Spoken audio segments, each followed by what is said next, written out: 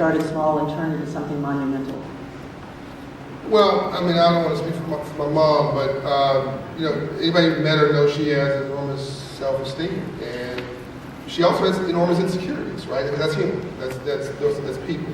And I think because her mother didn't tell her she loved her, my mother wanted to make sure that she told me that she loved me. And that's the rainbows after storms that I mentioned earlier. You cannot have a rainbow without a storm first. That loss creates leaders. And so often good things come out of challenging situations. And I am concerned about these neighborhoods because I came from these neighborhoods. It might have been where I came from, but it's not who I am.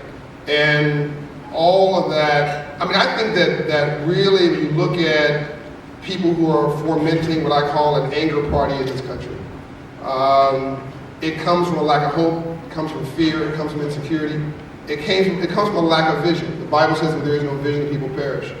And I think today people they've lost their vision, they've lost their hope, they've lost their way in many ways. They don't believe in some of their leaders, and they're not seeing the results. They're hearing the rhetoric. I think today we've got to connect a PhD with a PhD. Yeah. And so when I give this speech, if I don't follow this up, again, the new form of hope my mother, I think, inspired in me, if I don't follow that up by saying, we're going to open 1,000 Hope Inside locations by 2020, which is my commitment, Hope Inside of bank branches, credit unions, grocery stores, big box retailers, houses of faith, government offices, nonprofits, academic institutions, to raise credit scores, to inspire entrepreneurs, homeowners. The guy who made the suit that I'm wearing, literally, we put in business as an example, $35,000 loan, raises credit score, raises self-esteem. He's now doing $1.2 million a year, 6 employees, raising his children, paying his taxes, started a nonprofit. Imagine if you had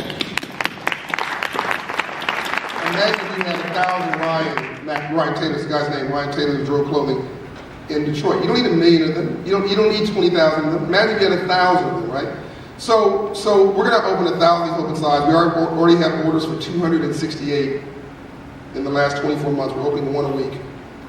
So what you see Crystal doing here is not a microcosm, that is not some little boutique